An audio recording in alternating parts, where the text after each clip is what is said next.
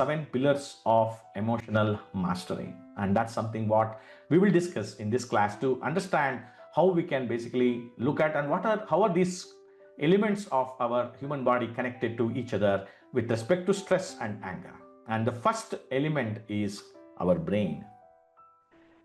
So we can see that our brain can be divided into left and right hemispheres. So the left hemisphere basically deals with logic, mathematics, reasoning, any kind of laughing, laughter, mechanical activities. Everything is handled by the left brain, while right brain is the creative brain for us.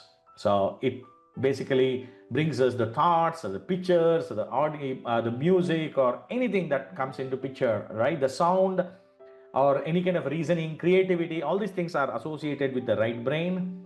And then there are a couple of components in the brain which essentially deal with stress. So one of the main component of the human brain is prefrontal cortex, PFC, which is basically the thinking brain, which is just right above the joining of our eyebrow. So you could see this just right above the eyebrow intersection. You would see this portion is basically called as PFC, and this is the thinking brain, and where all the logic, decision making, everything takes place in human brain. And there is another component called amygdala. So whenever there is a stress trigger, right? So when something happens, when you get stressed, you get a call from a demanding customer. So that could be stressful, right? So that's some of the elements. Or you could basically see that you got an email, or you were just going on the street, you are driving your car and you suddenly saw somebody coming on the opposite side, being it a one way, you just gets stress and then you start getting anger. So amygdala is basically the threat management system in human brain. And you also relate to memory. All the memory is controlled by hippocampus. And whenever you get angry, right, you would see certain changes in your body, and that is controlled by hypothalamus, which is the body regulator. So now let's look at a simple way of handling the brain. Okay, let's do a small activity. Okay, so close your eyes. So remember the childhood days. So in the childhood days, we used to basically eat sour candies like imli candy, or it could be lemon candy or something which is sour, the orange candies, etc. And also summertime mangoes. All right, so just close your eyes, and as you basically close your eyes, try to recollect that good memory that we had eating mangoes. Okay, so you see that your mom gave a mango, so you look at the mango, totapuri mango, I love that, and you see that it is raw, it's green in color, and it's in a good fresh piece. And what you do, you want to eat it. As you are looking at it, you look at where I can find a knife. You rush to the kitchen, pick up a knife, and then what do? You cut the mango and you slice the mangoes into small long pieces, and then look for some salt and chili powder, mix it and dip the mango in that particular salt and chili powder, and you bring it to your mouth. And as you bring it to your mouth and you just have a small bite, and you could see the sourness, you could feel the sourness of the mango, the taste of the mango, and you wish to have one more bite, and it looks good. You just have one more bite, and it's the middle portion. Oh, it is very, very sour. And you could see that your sensation, you are able to feel the sourness of the mango. And as you are relishing that feeling, open your eyes. Okay, did you people saw the mango in your imagination, right? Yes, you would have seen.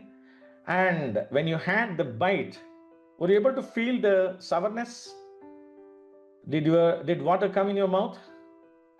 Did your mouth salivated because of the sourness feeling of the mango which you already have eaten earlier? Yes, that is brain. So we did not have any real mango. We did not eat anything today now, but we are able to bring back the memory, the good old memory, and we are able to experience that through the brain. And brain does not know the difference between real and virtual. So that is where any thought that comes, if it is a good memory, you enjoy. But at the same time, if it is a stress, so assume that it is a stress trigger, for instance, there are various triggers. And also, seeing a mail from a tough customer could be a stress trigger for you. Or sometimes, imagine you're watching a horror movie, right? You are just deeply inside the television watching the horror movie, and here comes your brother and just tries to touch you or screams at you, and automatically you're able to see that stress trigger coming into picture. So real or virtual, brain does not know. So what happens during that situation? So this is what we call it as a stress response workflow. So the first thing, the moment a trigger comes in, right, it goes to amygdala, which detects the threat and activates certain emotions. So what is the first thing it will do? It will go to the prefrontal cortex and it will block, and it will ensure that it becomes underactive. So that's the reason. Have you people observed during stressful situations, or when you're getting the anger, or when you're getting into the anger state, your mind is blocked? You're able to realize that, and you see that you're not able to take any decisions, right? So this is one of the reasons. And then not only that, amygdala informs hypothalamus saying that, hey, there is some threat, some stress trigger is happening to my body here. So what should I do? So what hypothalamus will do? It will also go to hippocampus and tries to get the memory. So let's say I got an email from my demanding customer, or I got a call from some customer which I did not like, or I see some colleague whom I don't like standing in front of me, or just there, and you could see the reactions coming up. And that is something where hypothalamus does the trigger response. It's the regulator. And have you also observed that during those kind of situations, your heart rate increases? And this is done by the adrenaline, which is released in the, so there's a hormone which is released in the body, and it basically increases the heart rate. And once the heart rate increases, I need some energy to fuel, and that is another hormone which is called cortisol, which basically is pumped in, and that basically brings the sugar, and the blood sugar raises, and that also triggers the next level of reaction. So you would have seen that anger goes and goes and goes, and then there's no end to it, and that's where you start reacting, you start shouting, and sometimes you got a call, maybe next 1 hour you have to attend a meeting. So it's already 11 o'clock, 11 p.m. I have to attend another meeting or another call. You get so stressed, you start getting into the things like we have stress eating, right? You pick up something, what is there, you start eating. So you start munching, which you don't actually need to, for instance. Or sometimes you start binge watching because of stress. So all these things are the result of stress response workflow, what we also call as fight and flight response. So this is something which is one of the way in which stress gets triggered in our body. So how do you release this? So we have a stress release ritual. We also call it as brain gym. So whenever you get into the stressful situation, especially in workplace, because I am focusing here to look at how you can sit at your workplace and release your stress. So all you have to do is just face your finger and then start creating an inverted 8, something like an infinity symbol, all right? And then as and when you're doing this, you ensure that your eye is basically focused on the thumb.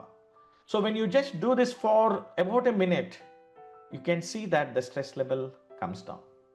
So you could also make it a little larger, as big as you want, but that's a very effective instant stress release ritual that you can follow. And also you could do neck rolls. For example, take deep breaths and then stretch your body, because during stress the muscles also gets tightened, your shoulder gets tightened. So these are some of the basic things which will do the hand and eye coordination and immediately give you the relief. Then, how do you release anger? So whenever you feel, that's the place where we also talk about another pillar, which is the most important, which is called as self-awareness. So the moment you are seeing that, or you are feeling that you are getting to an anger state, so catch your anger, don't react immediately. So take a pause for 15 seconds. We call it as a golden pause, because during this 15 seconds, so I was talking about the hormones getting pumped in during the stress trigger. So it usually takes around 7 to 8 seconds for its reaction in the body. And if you just take a pause, do nothing, what happens? The effect mellows down, and ask yourself, what is the best possible way I can respond right now? So you're just taking your car and going on the road in your city traffic, and all of a sudden somebody honks at you, you get irritated, all right? So this is something which happens. Or you're trying to go and then somebody comes on your way. So you're having a green signal, you're going, and then somebody from the red, he just jumps the signal and comes on your way. These are some of the typical things that happen in our daily life. And one way to look at it, just pause for a few seconds, and that should basically take care. Instead of reacting, you can respond. So this is a very important element that we need to understand.